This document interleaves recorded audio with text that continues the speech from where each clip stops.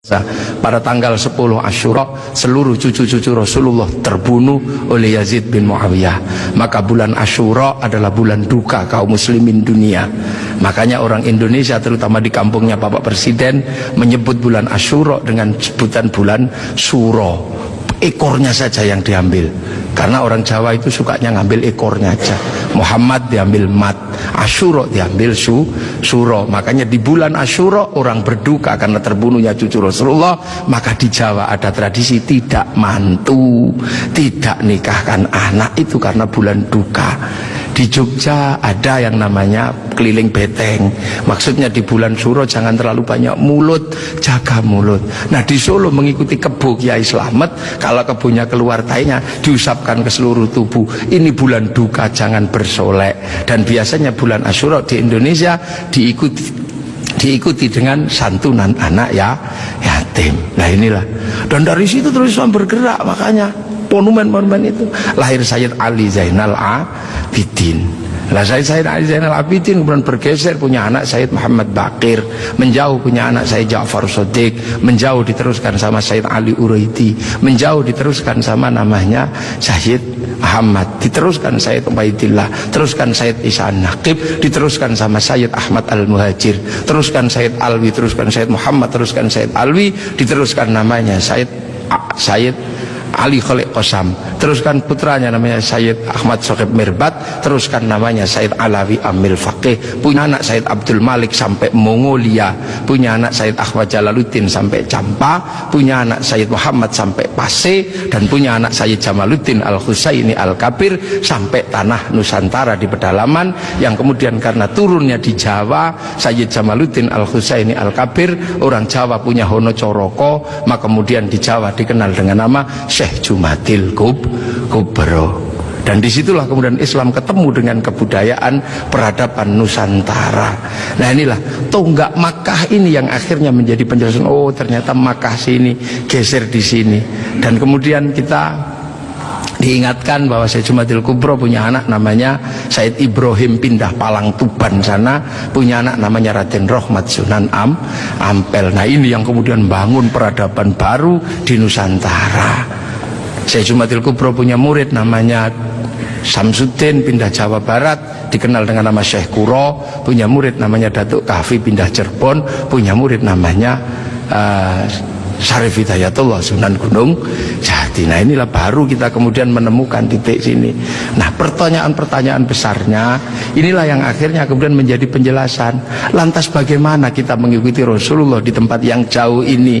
Rasulullah memberikan garis namanya ahli sunnah wal jamaah, bahwa Rasulullah yang diajar pertama wal jamaahnya bernama sahabat, wal jamaahnya sahabat generasi kedua namanya tabi'in, tabi'in punya generasi berikutnya namanya tabi'ut tabi'in, dan kita ini adalah generasinya para ulama yang cara pembelajarannya sangat berbeda. Di Arab sana Rasulullah mengajarkan bagaimana makan dengan 3 jari, masih bisa dijalankan sampai hari ini karena di sana masih kurma sama roti. Begitu sampai di Nusantara sudah tidak kurma dan tidak roti, tapi sudah soto, maka makan dengan 3 jari sudah bukan sesuatu yang mudah. Di sana kurban pakai unta, di sini tidak lahir unta tapi lahir kerbau sama sapi. Karena terlahir kerbau sama sapi, maka jangan memaksakan diri kurban pakai unta, nanti ditangkap oleh polisi karena nyuri untanya kebun raya Bogor. Ini di sana masih bisa pakai jenggot dengan utuh, tapi di sini rasnya adalah ras Mongoloid, sudah tidak punya jenggot. Inilah maka ulama-ulama awal yang datang ke sini tidak pernah ribut masalah simbol-simbol yang tidak bisa dilakukan oleh orang Indonesia. Nah sekarang ini tugas pemerintah, karena banyak orang yang kemudian lupa kedudukan itu, kemudian memaksakan menjadi orang dipaksa langsung ikut seperti Rasulullah. Nah ini yang harus kita pahami, bahwa kita ini berkedudukan sangat jauh. Quran saja berbeda-beda ketika mengajarkan. Di awal Rasulullah Quran tidak ditulis. Kenapa? Karena sahabat apal Quran. Orang apal tidak perlu menulis. Saya apal wajah istri saya, nggak pernah bawa fotonya kemana-mana, karena saya apal. Makanya ibu-ibu yang fotonya dibawa kemana-mana jangan seneng dulu. Jangan-jangan karena belum apal.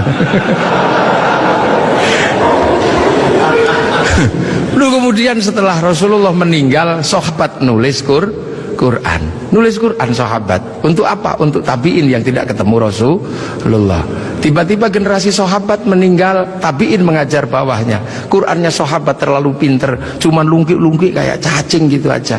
Maka kemudian dikasih titik oleh Abul Aswad Ad-Du'ali. Disebar lagi, generasi pertamanya hilang, titik-titik nggak cukup, maka dikasih fathah, kasroh, dhamma atau syakal. Yang ngasih syakal Syekh Khalil bin Ahmad Al-Farahidi.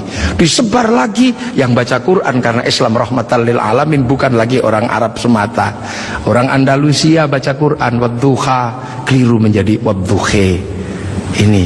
Nah, orang Turki mustaqim, mustaqin. Masuk ke Indonesia dibaca oleh orang Padang lakanud, keluarnya lakanui. Karena orang Padang kalau bilang Muhammad, Muhammad. Orang Sunda ketika baca alladzina, sebagian besar keluarnya alladzina. Begitu masuk ke Jawa, ketemu dengan huruf hono coroko. Alhamdu karena punyanya ko, gak punya huruf ha, maka alhamdu menjadi alkamdu, al-fatihah menjadi al-fatihah. Ini itu.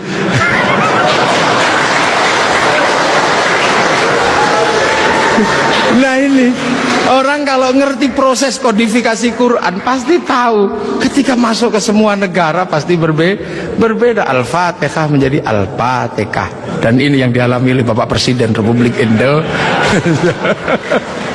Iya, makanya Al-Fatihah. Itu.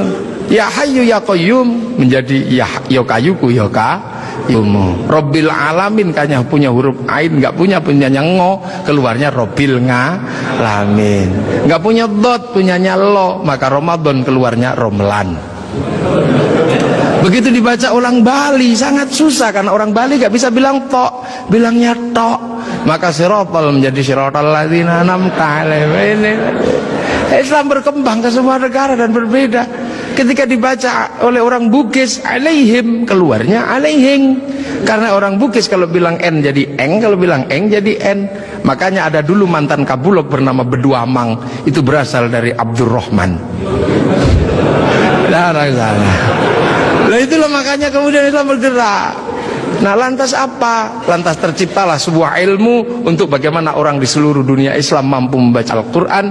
Dibikinkanlah sebuah ilmu yang dikasih judul At-Tajwid fi Qiraatil Quran, yang nulis Abu Ubay Qasim bin Salam. Orang akan tahu. Nah ini generasinya para ulama. Dan yang paling besar, yang mungkin Bapak Presiden sudah pernah saya sampaikan, tapi ingin saya sampaikan lagi biar kita tidak lupa. Ada perubahan besar ketika masuk ke tanah Nusantara, di mana waktu itu tanah Nusantara sangat susah dimasuki Islam. Kenapa? Ini bangsa sudah sangat beradab. Bangsa ini bukan bangsa kecil. Tahun 1222 ke atas sebelum tahun 1300 sudah mampu menaklukkan Mongol yang menaklukkan Eropa, menaklukkan Arab, mampu ditaklukkan oleh kekuatan Nusantara yang namanya Singasari. Makanya hal itu bisa kita lihat betapa kita bangsa punya tinggalan-tinggalan yang luar biasa. Orang Arab punya alat musik yang namanya terbang, terbuat dari kayu dan kulit. Orang Eropa punya alat musik yang namanya gitar, terbuat dari kayu dan tali. Tapi orang Nusantara salah satu alat musiknya adalah gamelan, terbuat dari logam. Hanya bangsa yang menguasai ilmu pertambangan yang maju dan penguasaan metalurgi yang mapan mampu membuat alat musik dari logam. Dalam cerita-cerita besar, kita juga punya cerita besar yang sama. Orang Eropa punya cerita tentang Cinderella, kita punya cerita bawang putih, bawang merah. Orang Eropa punya Samson, orang Arab punya Sam'on, kita punya Bandung Bondowoso, kita punya Sangkuriang, kita punya Sipahit Lidah.